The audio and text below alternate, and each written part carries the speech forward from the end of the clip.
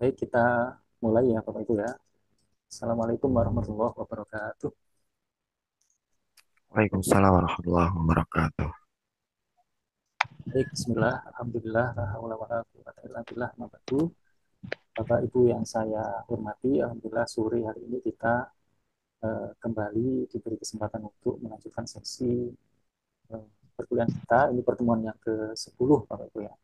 Ini terekam, nanti kita share link YouTube-nya yang mungkin nanti bisa disimak kembali oleh Bapak Ibu, terutama yang mungkin belum bisa bergabung ya. Saya ingin sapa-sapa dulu ya, eh, sambil memastikan eh, sudah hadir atau belum, begitu ya. Saya sapa dulu, ada Bu Hafsatun ya, ada Bu Fitria, ada Siti Nuraini, ada Vivi Lestari. Terdengar Bapak Ibu? Ada Ibu Umu Kulsum, Umu Kalsum. Ada Pak, ada. Terdengar Pak? Iya Pak, Ada Pak. terdengar. Baik, berarti bisa kita mulai ya Bapak Ibu ya. Sore hari ini kita Baik, fokus untuk meninjau kembali ya. Saya sudah membaca eh, secara ringkas ya tugas menulis proposal di bagian pendahuluan ya. Jadi saya sudah membacanya beberapa ya, jadi belum semuanya. Jadi mohon maaf, nilai belum muncul di portal ya. Tapi saya sudah membaca-baca Bapak Ibu ya. Juga termasuk yang tugas ke-9 yang membuat rencana instrumen. Saya sudah ngintip-ngintip, sudah baca-baca sebagiannya, yang nanti sebagiannya saya tampilkan pada sore hari ini yang bisa kita pelajari bersama. Eh, Mungkin pengalamannya dulu saat menulis bab 1 dan juga nulis rencana instrumen, eh, gimana pengalamannya Bapak Ibu? Menyenangkan atau bagaimana secara umum? sedikit susah Pak. Sedikit susah. Oke, Iya, sedikit ya Bu ya, sedikit ya. Baik, berarti bingung. oke, nggak apa-apa Bapak Ibu. Jadi kita mulai bingungnya sekarang. Jadi nanti saatnya kita mengajukan proposal itu sudah nggak bingung lagi ya. Jadi sudah siap proposalnya, mungkin hanya tinggal memperbaiki sedikit-sedikit begitu ya, lalu mendaftarkan proposalnya. Nah, baik, saya tampilkan Bapak Ibu beberapa ya. Nanti di luar yang saya tampilkan ini boleh misalnya Pak, punya saya juga ingin ditampilkan sebagai untuk dibahas sore hari ini, boleh Bapak Ibu ya. Tapi saya tampilkan dulu yang tadi sempat saya ini ya, saya download ya.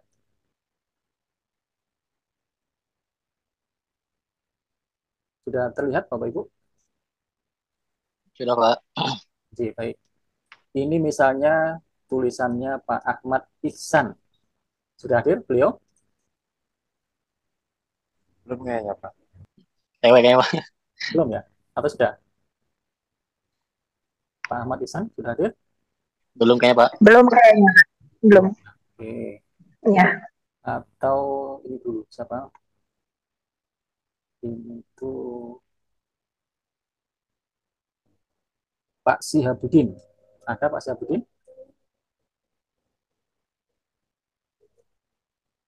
Belum Pak. Ada? Belum hadir. Oh, belum hadir juga. Oke.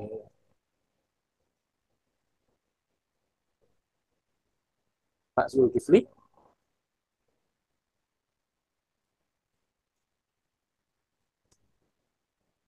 Pak Zulkifli ada? belum ada Pak. Belum ada. Iya, Yang saya sebut ternyata belum ada semua ya. Oh, baik, baik. Sebentar, di tempat saya ada mungkin 1 menit kita break dulu ya Bapak Ibu ya. Oke Pak.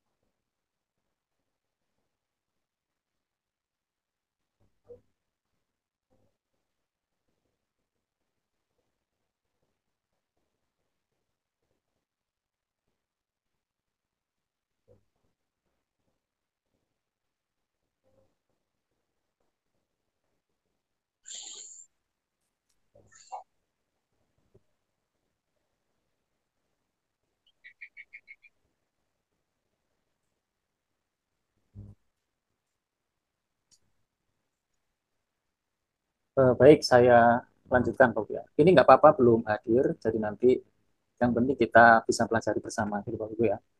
Jadi yang pertama saya ingin menampilkan punya Pak Ahmad Ihsan ya. Beliau menulis judulnya Merancang Strategi Branding Inovatif untuk Meningkatkan Minat Pendaftar di Madrasah Aliyah Al-Falah, Desa Lemah Putih, Kabupaten Grobogan ya.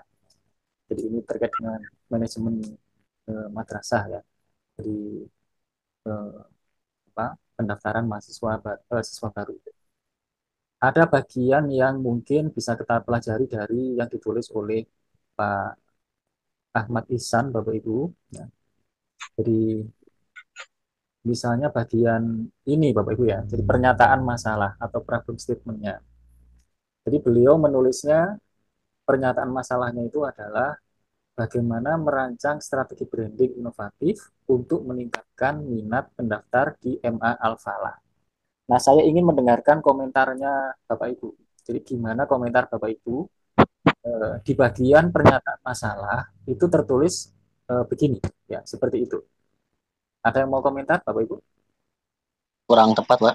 Kurang tepat karena Karena Iya, ini pernyataan, bukan bukan pertanyaan. oke, baik, permasalahan. betul. Jadi mestinya di bagian ini bukan ditulis dalam bentuk pertanyaan, begitu ya. Jadi Ya, kalau pertanyaan penelitiannya itu di bagian C, ya, pertanyaan penelitiannya. Nah, bisa ditebak bagaimana seharusnya yang ditulis di bagian pernyataan masalah ini ya. Itu sebagaimana disinggung yang di bagian latar belakang, beliau sudah menulis begini. Namun, dalam beberapa tahun terakhir, MA Al-Falah mengalami penurunan jumlah pendaftar. Hal ini dikhawatirkan dan berakibat pada kualitas pendidikan madrasah dan keberlangsungannya di masa depan. Sehingga terbayang sebenarnya bagaimana rumusan pernyataan masalahnya ya Bapak Ibu ya, dari kalimat yang tadi ya. Yaitu gimana Bapak Ibu? Yang mestinya ditulis di bagian. Iya, terdapat penurunan minat mungkin, Pak. Oke, bisa ditulis begitu atau misalnya dengan redaksi lain, sekolah bla bla bla bla bla dalam beberapa tahun terakhir mengalami penurunan bla bla bla bla bla. Gitu ya, Pak ya? Iya, Pak. Nah, dengan masalah ini seperti itu, maka nanti pertanyaannya bisa seperti ini ya. Jadi,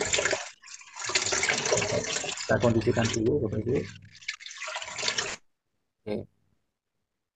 Jadi dengan permasalahan yang kayak tadi itu, maka pertanyaannya bisa begini. Jadi beliau menulis begini. Bagaimana kondisi branding MA Al-Falah saat ini? Mungkin maksudnya adalah bagaimana branding madrasah selama ini, begitu ya. Jadi dalam beberapa tahun terakhir ini bagaimana sekolah melakukan branding madrasahnya, begitu ya. Mungkin maksudnya begitu ya. Lalu yang kedua, apa saja faktor-faktor yang menyebabkan penurunan minat pendaftar di MA Al-Falah? Oke, jadi menanyakan faktor-faktornya. Lalu yang ketiga, beliau menanyakan strategi branding inovatif apa atau seperti apa gitu ya yang dapat diterapkan untuk meningkatkan minat pendaftar di MA Al-Falah. Oke, pertanyaannya sudah merupakan pertanyaan yang bisa dijawab melalui penelitian ya Bapak Ibu ya. Jadi komentar untuk yang ditulis oleh Pak Ahmad Ihsan seperti itu ya. Jadi ini saya close. Lalu ada ini yang ditulis oleh Pak Zulkifli tadi ya. Judulnya begini. Pengaruh penerapan metode pembelajaran bermain peran terhadap hasil belajar tematik siswa kelas 4 Madrasah Ibtidaiyah. Latar belakangnya sudah dibuat ya.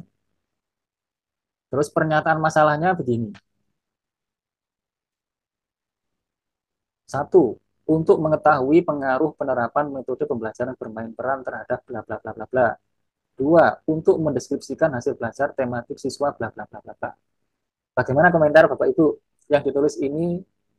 Apakah merupakan pernyataan masalah? Bukan, Pak, kurang tepat. Bukan, kurang Itu tepat. tujuan nih. Ini tujuan penelitian, oke. Jadi mestinya ini kalau ditulis itu ada di bagian tujuan penelitian. Ya. Tapi di template saya memang nggak ada poin itu ya. Saya nggak ngasih poin subbab tujuan penelitian. Jadi seharusnya gimana yang tertulis di sini? Kalau pertanyaan penelitiannya seperti ini, beliau itu nomor C. Apakah terdapat pengaruh penerapan metode pembelajaran bermain peran terhadap hasil belajar tematik siswa? Mungkin pertanyaannya perlu lebih spesifik ya. Jadi apakah penerapan metode pembelajaran bermain peran itu memberikan dampak yang lebih baik ya terhadap hasil belajar siswa daripada melalui metode pembelajaran sebelumnya, begitu ya. Itu akan lebih teknis ya, mudah dijawab melalui penelitian. Lalu yang kedua, bagaimana hasil belajar tematik siswa kelas 4 bla bla bla dengan menerapkan metode pembelajaran bermain peran. Nah, itu mungkin sudah include ya, sudah jadi satu dengan pertanyaan yang pertama tadi ya, yang sudah diperbaiki. Nah, kalau pertanyaannya seperti itu ya, maka pernyataan masalahnya mestinya bagaimana, Bapak Ibu? Mungkin metode di kelas 4 Madrasah Ibtidaiyah Darul Ulum belum tepat kayak gitu ya, karena adanya bla bla bla bla kayak gitu mungkin Pak, penurunan atau apa seperti itu mungkin. Bisa begitu ya Bu ya, bisa begitu. Betul. Terus bisa gimana lagi Bapak Ibu? Yang lalu kok kita bertanya apakah metode peran ini nanti akan bisa memperbaiki begitu. Jadi selain yang Ibu tadi sampaikan, itu bisa gimana lagi pernyataan masalahnya? Boleh misalnya belum ada bukti empirik yang menunjukkan efektivitas metode bermain peran. Misalnya begitu ya, dalam pembelajaran. Oh iya. Nah, sehingga lalu kita bereksperimen apakah metode itu nanti terbukti efektif, begitu ya. Nah, baik, ya, itu redaksi pernyataan masalah ya. Ini catatan untuk Pak siapa tadi? Pak Zulkifli ya, Pak Zulkifli. Lalu saya tampilkan lagi, ini punya Pak Sihabudin ya. Pak Sihabudin itu judulnya begini. Upaya penyiapan kader untuk mengabdi di masyarakat. Ya. Judul beliau seperti itu ya. Ini saya sudah baca tadi latar belakangnya dan bagus menurut saya. Terus beliau nulis pernyataan masalahnya begini. Sedikitnya lembaga pendidikan yang menyiapkan generasi penerus Islami atau kader Islami untuk mengabdi di masyarakat sebagai estafet perjuangan para pendahulunya, khususnya dalam hal peribadatan. Menurut Bapak Ibu, apakah ini sudah menunjukkan pernyataan masalah? Masih kurang, Pak. Masih kurang. Kurangnya gimana, Pak? Menurut Bapak, gimana? Sedikitnya lembaga pendidikan yang menyiapkan generasi penerus Islami untuk mengabdi di masyarakat sebagai estafet perjuangan para pendahulunya, khususnya dalam hal peribadatan. Mungkin lebih singkat lagi, Pak. Mungkin lebih singkat lagi. Gimana, Pak? Misalnya. Masih sedikitnya mungkin ya. Di sedikitnya itu. Regenerasi, ya kan? Apa namanya? Islami ya untuk perjuangan estafet di masyarakat. Mungkin lebih simpel begitu, Pak. Gimana, Pak? Diulang, Pak. Lupa tuh. Oh, lupa. Baik. Tapi intinya begitu ya. Tapi intinya redaksi ini sudah menunjukkan adanya suatu masalah belum, Pak? Iya.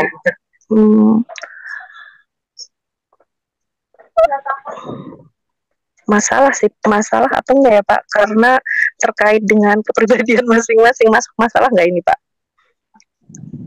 Oke, Ibu malah bertanya ya. Oke.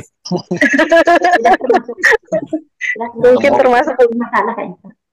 Sudah ya, sudah menunjukkan. Sudah menunjukkan, cuma kurang tepat bahasanya. Oke, mungkin nanti kalau redaksi bisa macam-macam ya menurut Bapak Ibu ya. Tapi saya melihatnya intinya ini sudah menunjukkan sebuah masalah ya. Bahwa sedikit sekali atau beliau itu pakai kata-kata redaksi sedikitnya begitu ya. Jadi yang itu maksudnya adalah faktanya itu nggak banyak gitu ya. Faktanya tidak banyak lembaga pendidikan yang benar-benar dirancang untuk menyiapkan generasi penerus Islami untuk mengabdi di masyarakat gitu ya. Jadi nanti redaksinya boleh bermacam-macam, tapi saya melihat ini sudah menunjukkan adanya suatu masalah ya. Nah, latar belakangnya sudah menceritakan itu ya. Jadi nanti kalau Bapak Ibu baca nanti nyambung ya. Lalu pertanyaannya, bagaimana kondisi generasi penerus yang ada di masyarakat? Apa urgensinya lembaga pendidikan perlu menyiapkan generasi penerus Islami untuk mengabdi di masyarakat? bagaimana peran lembaga pendidikan untuk mewujudkan kebutuhan tersebut.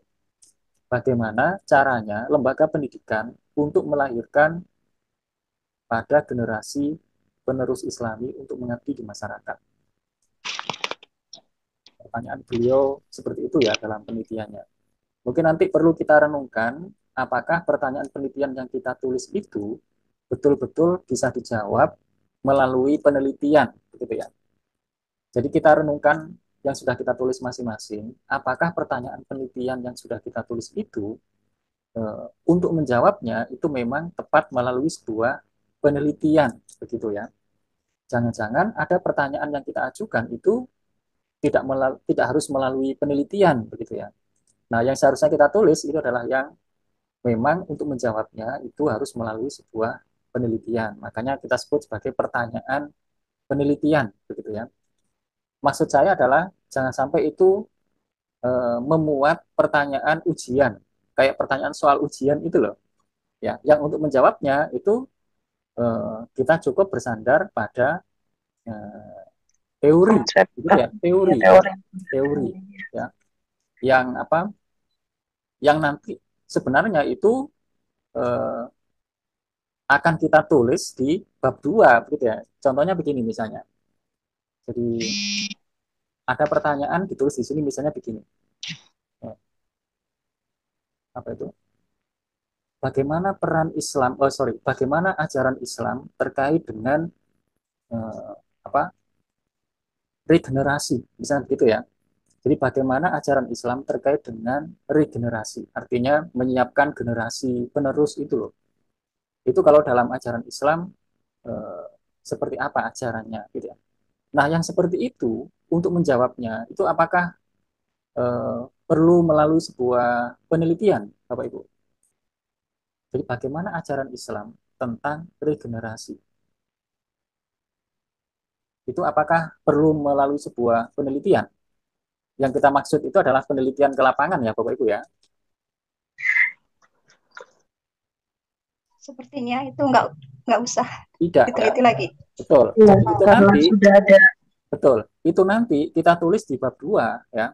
Jadi tentang ajaran Islam yang terkait dengan regenerasi. Itu nanti di bagian tinjauan konseptual dan teori itu ya. Jadi itu dibicarakan di situ ya. Yang nanti akan menjadi landasan. Nah, nanti maka kita evaluasi yang ditulis oleh Pak siapa tadi ini ya? Pak Sihab. Pak Sihabudin ya. Sihabudin. Ya. Kalau yang nomor 1, bagaimana kondisi generasi penerus yang ada di masyarakat? Ini perlu diteliti ya Bapak Ibu ya. Jadi nanti bagaimana faktanya para generasi muda itu ya, perannya yang terkait dengan peribadatan dalam konteks ini ya di masyarakat. Ini kan perlu ya melalui sebuah penelitian ya menjawabnya ya Bapak Ibu ya. Betul ya? Iya. Tapi yang nomor 2, coba kita baca apa urgensinya lembaga pendidikan perlu menyiapkan generasi penerus Islami untuk mengabdi di masyarakat. Ini bisa jadi memang pertanyaan penelitian, bisa jadi tidak ya Bapak Ibu ya. Jadi kalau yang kita maksud itu adalah kita ingin tahu bagaimana sih perspektif atau persepsi lembaga pendidikan ya terkait dengan regenerasi yang berkaitan dengan ini ya pengabdian masyarakat ya, bukan tentang konsepnya, tetapi bagaimana bukan tentang ajarannya ya. Kalau ajaran sudah terjawab nanti jadi idealitanya sudah nanti kita tinjau di bagian bab 2. Tapi kita ingin tahu faktanya di lapangan. Para lembaga pendidikan itu apakah punya perspektif yang berbeda terkait dengan generasi penerus itu, gitu ya. Jadi kalau itu maka itu bagian dari pertanyaan penelitian, gitu ya. Jadi bagaimana perspektif atau persepsi ya atau sudut pandang lembaga pendidikan terkait dengan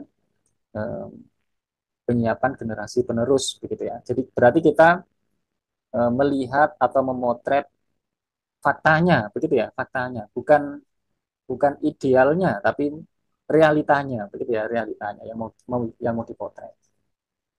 Nah, kalau yang ketiga, bagaimana peran lembaga pendidikan untuk mewujudkan kebutuhan tersebut? Ini juga Yang kita tanyakan itu bukan idealnya ya, tapi yang kita tanyakan itu adalah realitasnya itu bagaimana peran mereka, begitu ya. Jadi kita nggak memotret yang seharusnya, tapi yang realitanya itu loh ya. Jadi kalau idealitanya itu yang kita tinjau dari teorinya itu ya, yang nanti kita tulis di bab 2 itu. Nanti kita akan sandingkan antara teorinya dengan realitasnya.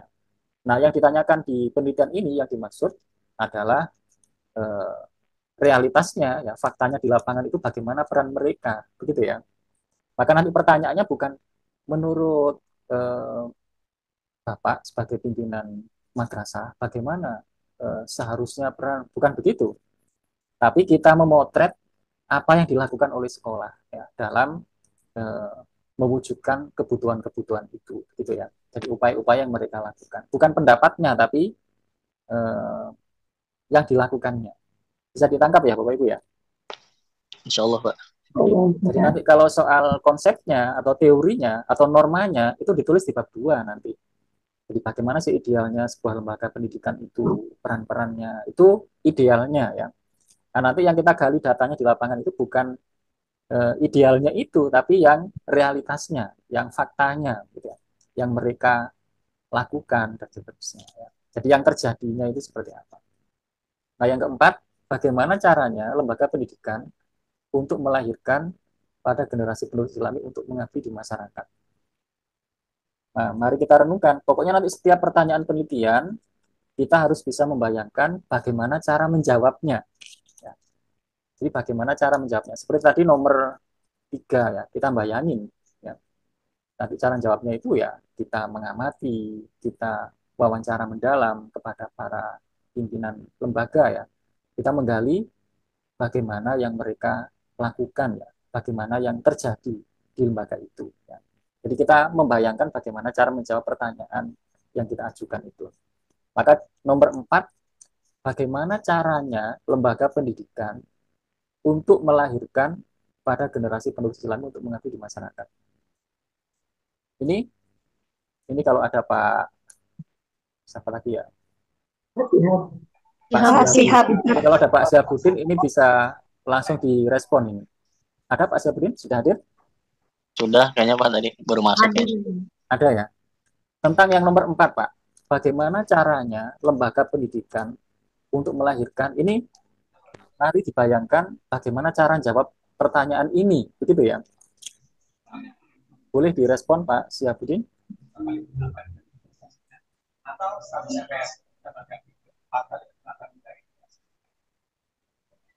Belum tersambung ya sepertinya ya. Nah, nanti direnungkan ya Pak Syabudin ya. Nomor 4 itu apa yang dimaksud ya. Jadi kalau yang nomor 1 tadi kan berarti kita memotret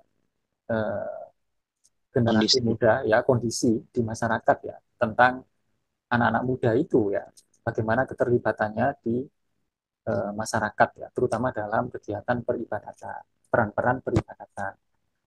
Berarti memotret nanti.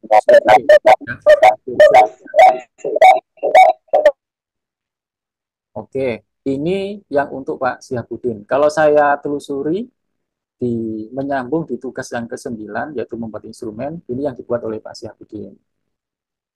Jadi masalahnya ini, pertanyaannya ini, lalu data apa yang diperlukan, begitu ya. Misalnya nomor 1 nih, pertanyaannya bagaimana kondisi generasi penerus yang ada di masyarakat.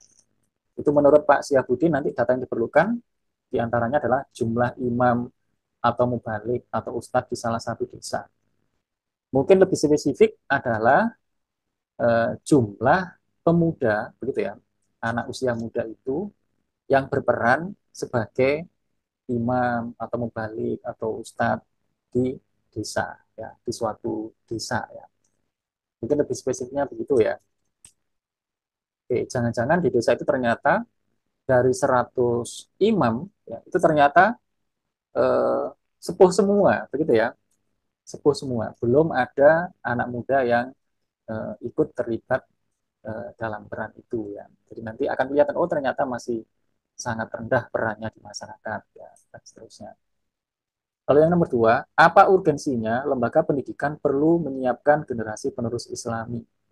Ini tadi sudah kita revisi nanti yang kita maksud adalah bukan pendapatnya, ya, bukan pendapat mereka tentang urgensi lembaga pendidikan, tapi adalah eh, yang terjadi ya. Jadi yang terjadi ya bukan normanya, tapi mungkin ini apa perspektif atau persepsi ya atau pandangan ya, para pengelola pendidikan terkait hal ini, begitu ya. Nanti jawabannya tidak selalu mereka itu mendasarkan atas eh, ajaran ya, tetapi bisa jadi menurut sudut pandang sekolah itu sendiri. Ya. Jadi ini berarti sudah terbayang bagaimana cara menjawabnya. Ya.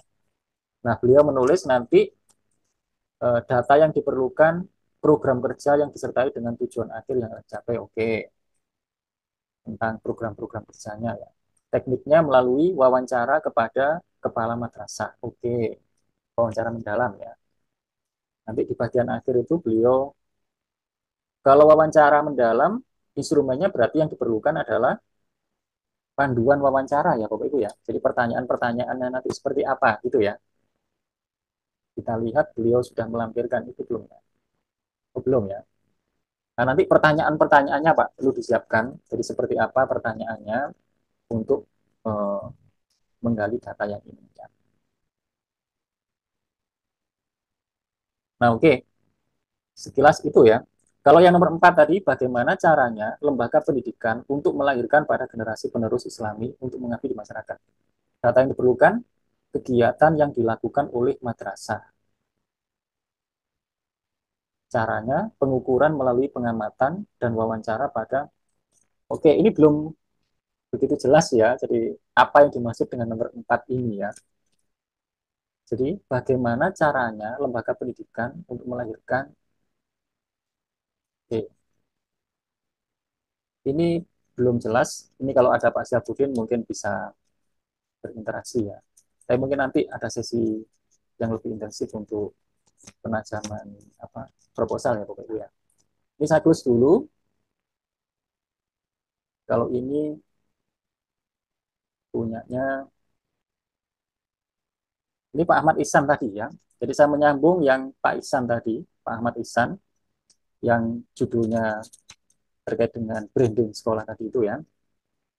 Jadi ini bagus sebenarnya. Hanya ini aja tadi yang belum tepat ya, yang pernyataan masalah. Ini pertanyaan-pertanyaannya menurut saya juga bagus ya.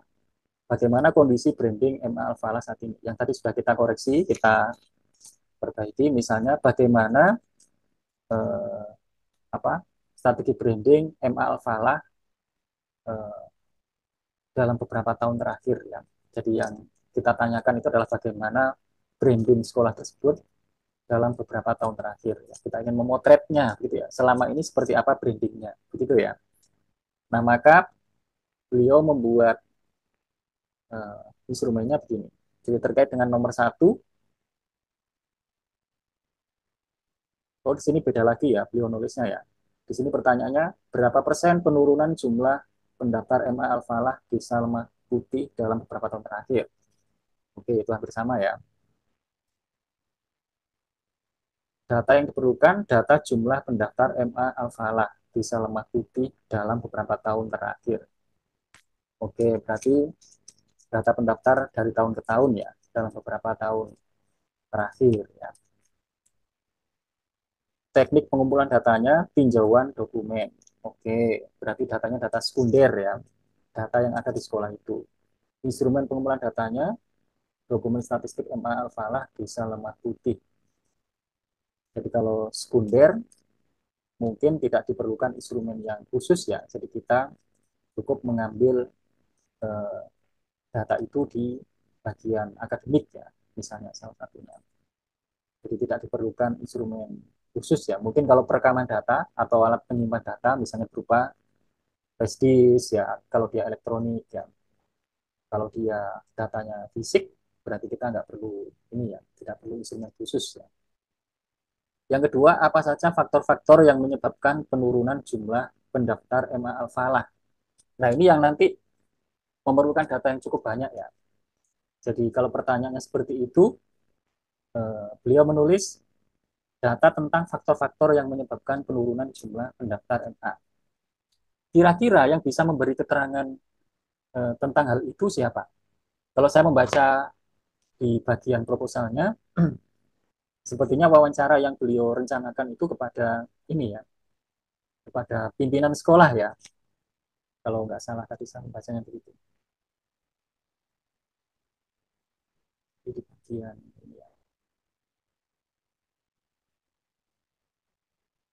Oh ini wawancara. Oke, jadi intinya nanti untuk yang nomor 2 ya, apa saja faktor-faktor yang menyebabkan. Nanti yang tepat atau data yang kita perlukan untuk bisa menjawab nomor 2 ini, kalau menurut saya banyak ya nanti ya. Jadi wawancara itu mungkin hanya nanti untuk apa? Kalau wawancara itu ke bagian pimpinan sekolah, mungkin itu hanya menurut pandangan sekolah begitu ya. Tapi bahwa orang tua itu menyekolahkan di sekolah A ataukah B ataukah C, itu kan kompleks begitu ya. Jadi kita nggak bisa bertanya tentang itu ke sekolah ya. Sekolah nggak punya datanya ya. Jadi sekolah nggak punya data tentang uh, apa orang tua itu memilih di sekolah A, B, C, D itu karena faktor apa gitu ya. Jadi tidak punya data yang lengkap ya. Artinya kalau wawancara itu hanya dilakukan ke pimpinan sekolah tersebut, itu kurang ya, kurang lengkap. Maka nanti perlu kita lengkapi dengan wawancara atau survei ya, survei kepada eh, orang tua ya. Jadi orang tua kita survei. Orang tua yang dimaksud itu bukan hanya orang tua yang sekolah di sekolah itu ya, tapi orang tua yang juga sekolah di tempat yang lain ya. Misalnya lalu kita mensurvei 100 orang tua nih, yang anaknya itu sekolah di berbagai ya, bukan hanya di sekolah itu ya.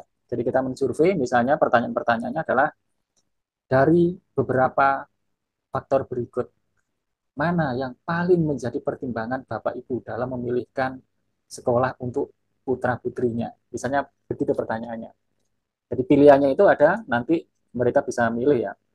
Misalkan yang pertama biaya, kedua jarak ya, ketiga misalnya lingkungan, keempat misalnya eh, apa mutu atau kelengkapan sarana prasarana dan seterusnya. Jadi kita suguhkan beberapa pilihan, mereka kita minta untuk memilih satu yang paling menjadi pertimbangannya, begitu ya. Jadi kita survei ke misalnya 100 orang tua, dan salah satu pertanyaannya adalah tadi itu, dari beberapa faktor berikut, mana yang paling menjadi pertimbangan Bapak Ibu dalam memilihkan sekolah untuk putra-putrinya. Nanti mereka akan milih salah satu yang paling menjadi pertimbangannya. Nah, hasil survei itu nanti bermanfaat. Oh, ternyata misalnya bukan faktor biaya yang menjadi perhatian utama para orang tua saat ini. Ya, ternyata adalah faktornya misalnya eh, apa tuh kenyamanan dan seterusnya, begitu ya. Sehingga nanti itu menjadi informasi yang untuk bisa menjawab pertanyaan yang berikutnya yang berkaitan dengan strategi branding yang seperti apa eh, yang tepat, begitu ya. Sehingga nanti eh, itu menjadi acuan untuk pengembangan branding inovasi, branding inovatif ya di madrasah tersebut ya. Jadi gambarannya seperti itu ya. Jadi nanti ketika kita mengurai pertanyaan-pertanyaan dalam survei kita atau wawancara kita, itu eh, kita sesuaikan dengan data yang diperlukan ya. Nah, saya ingin tanya ya, terutama kalau ada Pak ini tadi ya, Pak Ahmad Ihsan yang nanti bisa memberi respon. Ketika kita membuat daftar pertanyaan, baik itu untuk wawancara atau untuk uh, survei ya. Jadi kalau survei itu nanti berarti secara tidak langsung, kalau wawancara berarti dijawab secara langsung gitu ya. Kita mengurai pertanyaan itu seingatnya kita saja atau ada pertimbangan tertentu Bapak Ibu?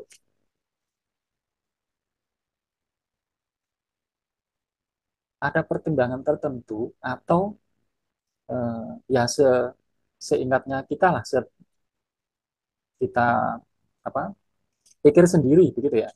Atau ada pertimbangan tertentu? Ada pertimbangan, Pak. ada pertimbangan tertentu. Jadi yang utama ya itu adalah kan instrumen ini kita tulis di bab 3 ya. Jadi bab 3 itu didahului dengan bab 2 ya. Jadi bab 2 itu isinya tinjauan konsep, tinjauan teori, tinjauan riset terdahulu. Nah, itu salah satu tujuannya atau manfaatnya adalah untuk memandu kita membuat instrumen penelitiannya. Itu salah satunya ya, memandu kita dalam membuat instrumen. Jadi di bab 2 kita nulis konsep tentang tadi itu ya, branding sekolah. Apa sih yang dimaksud branding sekolah itu? Lalu kita juga membahas atau meninjau teori yang berkaitan dengan itu. Jadi teori tentang pemasaran, ya, teori tentang branding, ya. Jadi itu kita acu di situ, ya. Nah, dari teori yang kita acu itu nanti akan memandu apa aja pertanyaan yang lalu perlu muncul, begitu ya. Jadi seperti tadi di kelas A10 ya, di kelas A10 itu tadi tentang dia membahas tentang kesulitan belajar, ya. Jadi dia membahas tentang kesulitan belajar baca Al-Qur'an, ya. Jadi dia lalu membuat sebuah instrumen untuk memandu wawancara. Dia membuat pertanyaan-pertanyaan begitu ya. Nah, pertanyaan-pertanyaan yang dibuat itu eh, dia dipandu oleh teori yang dia acu, begitu ya. Tapi dia tadi belum belum mengkaitannya dengan teori ya. Jadi misalnya begini, eh, bicara tentang kesulitan belajar itu lalu dikaitkan dengan kecerdasan ya, atau teori kecerdasan majemuk yang mengatakan bahwa kecerdasan itu banyak macamnya. Setiap orang punya keunikan, keunggulan kecerdasan masing-masing ya. Ada yang kecerdasannya linguistik, ada yang genetik, ada yang eh, matematik dan seterusnya ya. Sehingga intinya adalah kalau seseorang itu diberi perlakuan yang cocok dengan jenis kecerdasannya, maka akan berpotensi berhasil. Nah, lalu itu bisa memandu pertanyaan wawancaranya. Misalnya dengan pertanyaan begini, eh, jika misalnya buku Ummi sebagai metode untuk belajar baca Quran ini dilengkapi dengan gambar atau ilustrasi pada beberapa halaman tertentu, apakah kamu akan lebih menyukainya ataukah lebih enak begini saja? Jadi hanya teks-teks, lafaz-lafaz begitu. Nanti mungkin ada anak yang menjawab, oh iya Bu, betul, saya lebih suka kalau buku ngaji ini ada ilustrasinya, ada gambar-gambarnya, dan seterusnya, begitu ya. Jadi pertanyaan itu muncul dalam wawancara kita. Itu kita dipandu oleh teori tadi itu. Jadi ada teori kecerdasan majemuk. Yang mungkin saja ada anak itu yang senang dengan kalau banyak gambar, ada anak yang senang dengan cerita, kalau dia linguistik, dan seterusnya. Sehingga pertanyaan yang seperti tadi muncul, gitu ya. Nah, lalu dia juga mengacu, ya meskipun bicara kesulitan belajar, itu mengacu teori misalnya teorinya Bandura, ya. Jadi teori tentang lingkungan belajar. Bahwa lingkungan belajar itu eh, berpengaruh sekali dalam proses pembelajaran. Ya. Maka lalu itu juga memandu eh, pertanyaan penelitian dia ya dalam wawancaranya. Ya. Jadi apakah suasana belajar ngaji yang seperti biasanya terjadi itu menurut Anda sudah sangat menyenangkan? Misalnya gitu ya. Jika misalnya lingkungannya dibuat bla bla bla, apakah kamu akan lebih bersemangat lagi dalam mengaji bla bla bla bla dan seterusnya ya. Jadi artinya nanti akan ketemu pada akhirnya, oh ternyata eh, kesulitan belajar yang mereka alami ini ada yang berkaitan dengan suasana, ya. Ada yang berkaitan dengan tampilan buku ngaji itu sendiri, ya, dan seterusnya. Sehingga nanti bisa mengevaluasi metode belajar ngaji yang dimaksud itu. Terbayang ya Bapak Ibu ya. Jadi ketika kita membuat instrumen, itu kita dipandu dan dibantu oleh teori yang kita tulis di bab 2 ya. Jadi makanya kan urutannya begitu ya. Jadi bab 2 dulu yaitu tinjauan teori ya. Baru bab 3 bicara metodologi yang salah satunya di situ ada kita harus menulis bagaimana teknik pengumpulan data dan instrumennya. Jadi tentang pertanyaan-pertanyaan yang harus muncul dalam wawancara kita, dalam survei kita, itu kita dipandu dan dibantu oleh teori yang kita mengacu. Nah, singkatnya begitu ya, Bapak Ibu ya. Mungkin ada yang memberi komentar, boleh Bapak Ibu.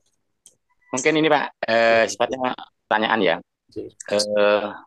Dari Pak Ali. Oke. Untuk merencanakan instrumen penelitian, di situ kan ada pernyataan masalah, pertanyaan penelitian, data yang diperlukan, teknik pengumpulan data, instrumen pengumpulan data. Berarti di situ pernyataan masalah, pertanyaan penelitian, dan data yang diperlukan itu masuk bab 1 gitu Pak ya. J. Sedangkan teknik pengumpulan data dan instrumen itu masuk bab 3. Betul, betul. Gitu ya. Berarti yang bab 2 itu yang teori yang memperlancar untuk menjawab dari teknik pengumpulan data dan instrumen pengumpulan data. Gitu apa gitu Pak? Betul, Pak. Betul. Oh iya ya. Seperti urutan di template-nya kan begitu Pak nanti.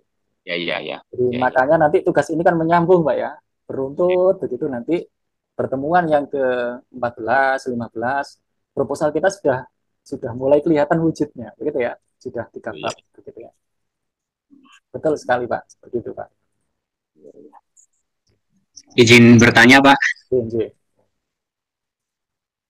Jadi yang pertanyaan penelitian yang ditulis dalam bab 1 itu bisa lebih dari satu pertanyaan ya Pak? Betul, Jadi seperti contoh-contoh tadi lebih dari satu pertanyaan gitu. Tidak memilih satu pertanyaan yang kira-kira paling memungkinkan untuk dijawab dalam penelitian itu, tidak hanya salah satu saja itu Pak. Jadi intinya minimal satu pertanyaan Pak ya. Jadi boleh lebih dari satu ya. Jadi setidaknya satu pertanyaan. Jadi boleh nggak terlalu banyak pertanyaannya? Boleh Pak, tapi penelitian ini kan dibatasi oleh waktu ya, biaya dan seterusnya, sehingga tidak semua pertanyaan yang mungkin diajukan itu perlu menjadi fokus penelitian, gitu Pak. Jadi nanti kita ajukan saja pertanyaan yang memang itu menjadi fokus penelitian kita.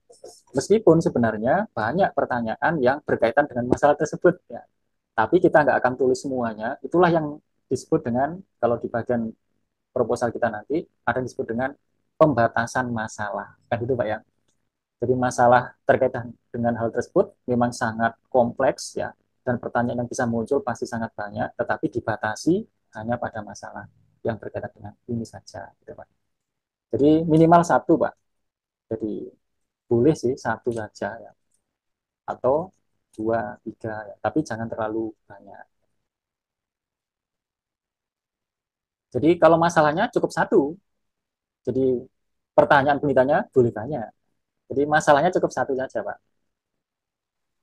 Betul Pak, masalahnya nyataannya cukup satu, namun pertanyaannya yang bisa lebih dari satu gitu ya Pak. Betul, oke Pak. Oke.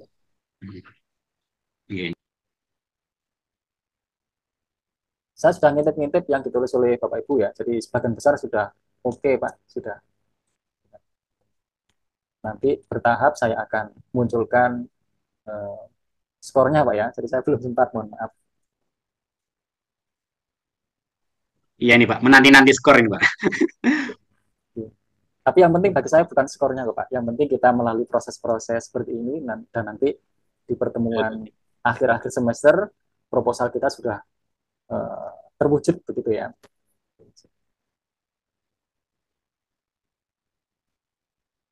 Cukup ya Bapak Ibu ya? Ada lagi? Cukup ya? Mau tanya Pak. Boleh Bu Mutrika. Ya, maaf Pak, suara saya agak keras. Begini Pak, saya kan kemarin waktu pertemuan keberapa itu kan pernyataan masalahnya itu saya bacakan Pak ya, masih adanya perilaku negatif pada anak usia dini di RA menurut saya. Itu sebelumnya saya isi usia pada anak usia 4 sampai 6 tahun. Apakah boleh diganti 4 sampai 6 tahunnya itu saya ganti anak usia dini gitu, boleh Pak? Boleh Bu, boleh.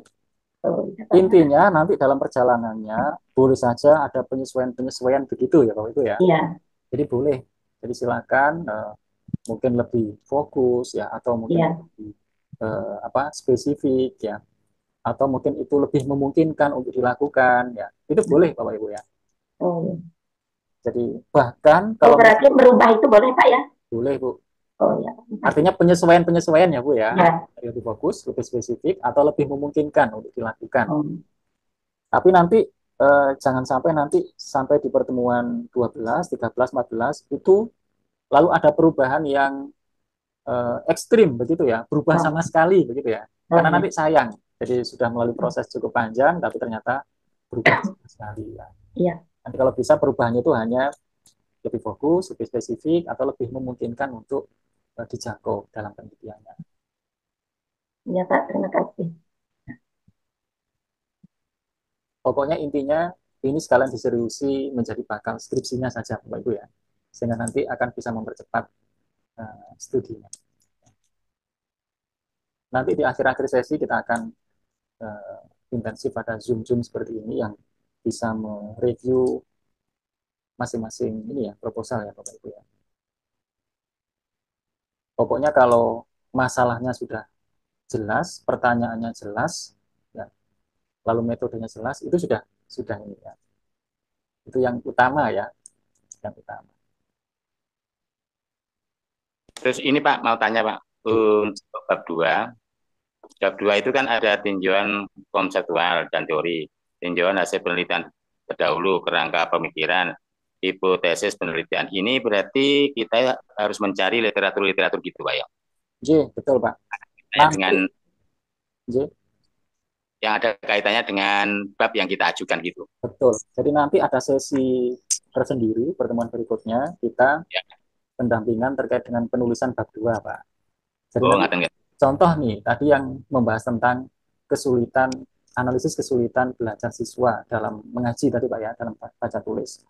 Berarti kalau bicara tinjauan konseptual dan teori ya, jadi konsep apa yang perlu kita tinjau? Satu, konsep tentang kesulitan belajar. Apa sih kesulitan belajar itu? Nanti pasti banyak menurut pendapat ahli ya Pak ya. Oh ya. Lalu kita lanjutkan dengan tinjauan teorinya ya. Berarti kita kaitkan konsep tadi itu dengan konsep-konsep yang lain ya. Kesulitan belajar kita kaitkan dengan misalnya tadi kecerdasan ya. Berarti kita menggunakan teori kecerdasan majemuk ya. Ada teori tentang tadi itu, teorinya Bandura ya. Jadi nanti